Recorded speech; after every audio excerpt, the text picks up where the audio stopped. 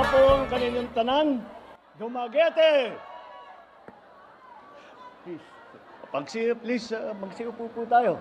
At baka pag ginanahan ako, papahabain ko ng husto itong aking speech. Mapipilitan ng ating mga kandidato rito na magpakain sa inyong lahat. Maraming salamat po sa inyong lahat na kayo ay nakarating po dito sa aming rally upang makilala po ang kandidato po natin na para sa Senado ng Alyansa sa Bagong Pilipinas. Ito po ang aming ipinagmamalaki at tinitignan po natin at pagka tinitignan po natin ang mga ibang naging kandidato, ako iniisip ko kung ako man ay kandidato para sa Senado, baka pag nakita ko itong grupong ito, talagang mapapa-atras ako dahil mahirap pakalaban itong mga ito dahil masyado nang magagaling, masyado nang mahaba ang karanasan sa serbisyo publiko, masyado nang magandang pinakitang performance at marami na po na itulong sa taong bayan, marami na po na itulong sa ating minamahal na Pilipinas.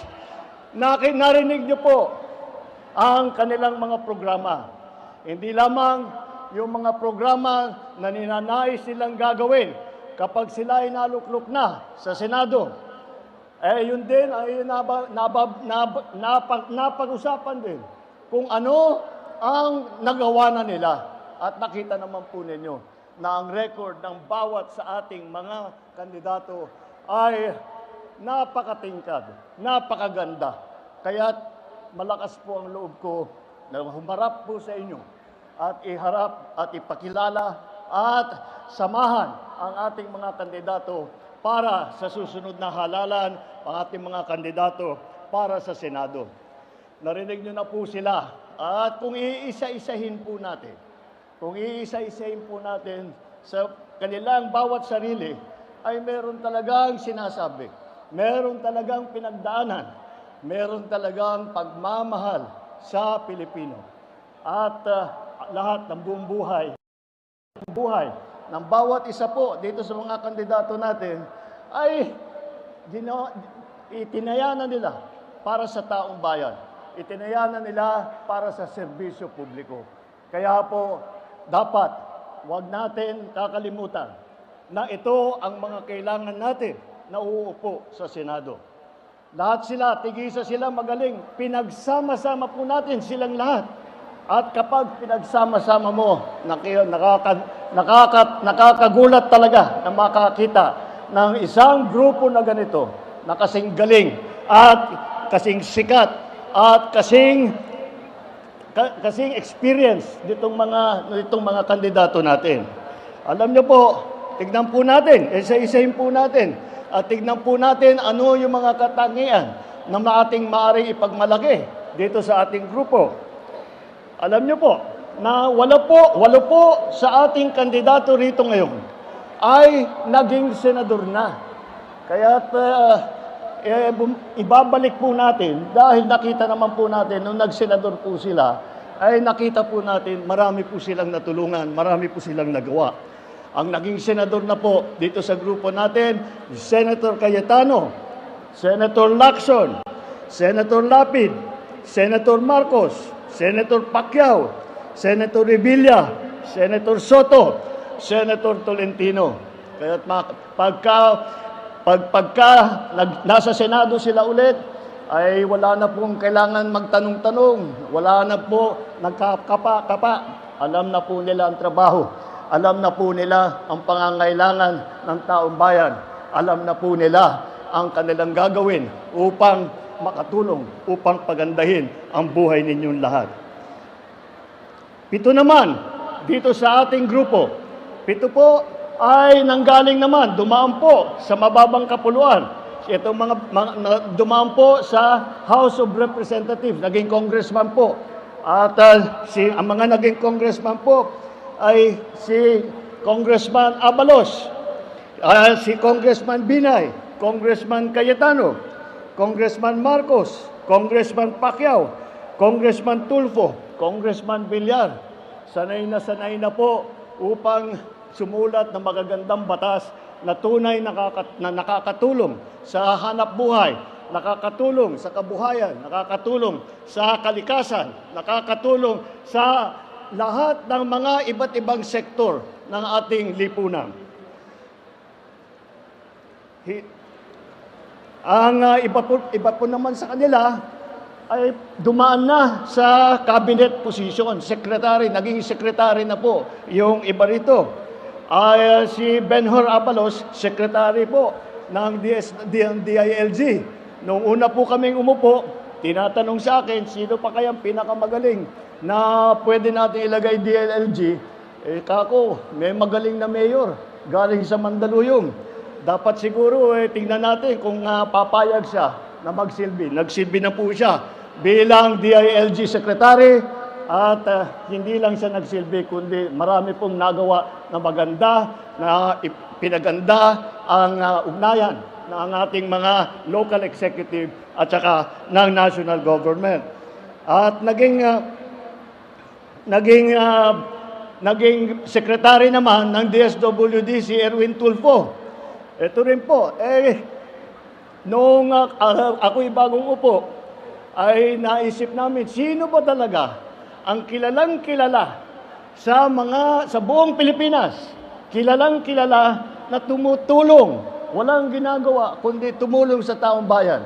Hindi lang tumutulong, ipinaglalaban ang karapatan ng maliliit. Ipinaglalaban ang pangangailangan at ang mga mabuting dapat gawin ng pamahalaan para sa mga nangangailangan na taong bayan. Yan po ay si Secretary of DSWD, Erwin Tulfo. Si Senator Lacson naman ay siya naman ang namuno ng Yolanda Rehabilitation Commission.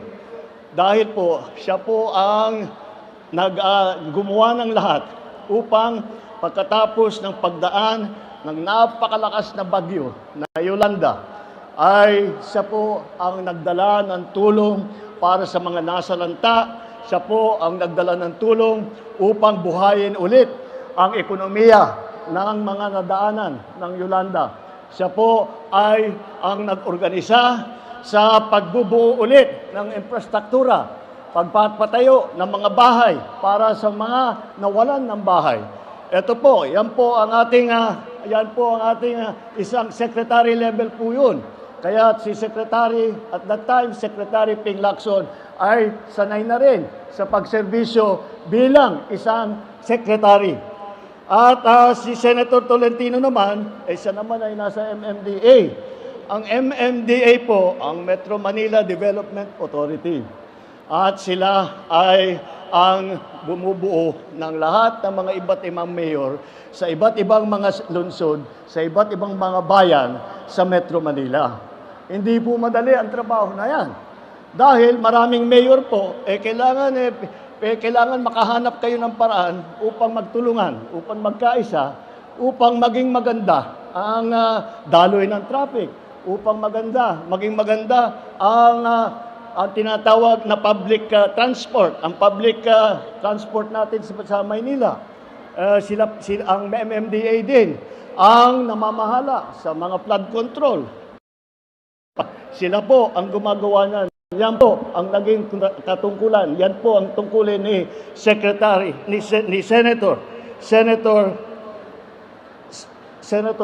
Tolentino nung siya ay nasa MMDA. Pero lang po ako idadagdag dahil hindi ko po makalimutan.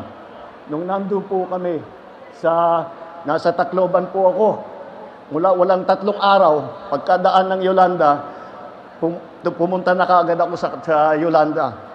Matagal po kami nag-aantay ng tulong galing sa national government. Nagulat po kami. Ang unang dumating na malalaking makinarya, ng mga heavy equipment para tulungan ang recovery ng mga biktima ng Yolanda ay ang MMDA, pinangungunahan noon ni Secretary Tolentino. Ang kanilang tinatakbuhan ay ang lehislatura. Kaya kailangan marunong sila sa batas. Nanuunawaan nila ano yung batas na tama, ano yung batas na maganda, ano yung batas na kailangan, at paano isusulat yung magagandang batas na yan. Kaya naman po, mabuti naman. At dito po sa grupo natin, 4 po ang abogado. Nandyan po si Abalos, Attorney Abalos po yan. Bago naging mayor, Attorney Abalos. Nandyan din po na Attorney Binay, Attorney Cayetano, Attorney Tolentino. Mga magagaling po na abogado yan. At kung hindi sila pumasok sa serbisyo publiko, mayayaman na po sila siguro, kagaya ng yung mga sikat na mga abogado. Pero nagsakripisyo po sila dahil mas mahalaga sa kanilang mga puso, ang makatulong sa kanilang minamahal na magpayaman ng kanilang mga sarili. Pagdating naman kung saan sila po nanggaling, dahil po, kaya siyempre, hindi natin masisisi ang ibang tao. Paano yan? Lahat naman ng mga sikat na yan, galing lahat sa Maynila yan. Hindi nila alam ang mga pangyayari dito sa amin, sa lugar namin. Hindi po tama yun, hindi po totoo yun. Dahil po, sila ay nanggaling sa buong lawak ng Pilipinas. Simulan po natin. Kilala nyo naman ang ating kinahahangaan, si Senator Manny Pacquiao. Siya po galing Bukidnon, Sarangani at sa Jensan. Si Erwin Tulfo naman ay lumaki siya sa Davao Oriental. Dabawenyo po siya at saka lumaki siya sa Sulu. Dahil doon po na destino yung kanyang ama na naging bayani ng Pilipinas. Ang unang Vicente Soto, meron, kung maalala po ninyo, baka hindi nyo po naalala na, baka matagal na rin yun. Ang unang Senator Soto po, Senator Vicente Soto, ay galing naman sa Cebu. Kaya tayo mga ninuno po ng ating butihing Senator, butihing Tito Sen, tawag po namin sa kanya Tito Sen. Ang kanyang mga ninuno ay galing po sa Cebu. At alam naman po ninyo, para mailapit-lapit naman po natin dito sa inyo, ang ina namin ni Aimee ay waray. 100% waray po ang aming ina. Kaya po, naintindihan po natin, naranasan po natin ang buhay at naintindihan natin ang buhay ng mga tiga doon po. At baka hindi niyo po alam na ang mga ninuno ni Camille Villar ay mga Ilonggo. Kaya naman meron siyang special spot sa kanyang puso para sa mga Ilonggo. Kaya naman asahan po ninyo, hindi kayo makakalimutan kapag nandiyan na si Senator Camille Villar. Mga kababayan, malinaw ang direksyon natin. Ang direksyon natin ay ang mapaunlad ang Pilipinas, hindi mang-aapi. Pag-unlad, hindi takot ang solusyon. Ang solusyon ay ang dapat pagandahin ang ating patakbo ng ating pamahalaan. Ang mga kandidato ng alyansa ay kasama natin sa pagtataguyod ng interes at kapakanan ng bawat isang Pilipino. Ipaglalaban natin ang ating soberanyo at karapatan ng may diplomasya at may dignidad. Hindi natin isusuko ni isang pulgado ng ating teritoryo at hindi tayo kailangan sumunod o magpaapekto sa kagustuhan ng sinumang iba. Tayo ay may ganap na karapatan at dapat makinabang sa yaman ng ating minamahal na bayan. Sa laban kontra krimen at droga, hindi po natin kailangan dumaan sa madugong solusyon. Wala po kaming paniniwala na kailangan pong pumatay ng libo-libong Pilipino para mabigyan ng solusyon itong problema na ito. May tamang paraan po para tiyakin ang kapayapaan. Kailangan, para maging maayos, ay kailangan ang gagawin natin sa pamamagitan ng mga maayos na batas, epektibong pagpapatupad at mga malakas na suporta sa ating mga pulis at lalong-lalo na sa ating mga lokal na opisyal.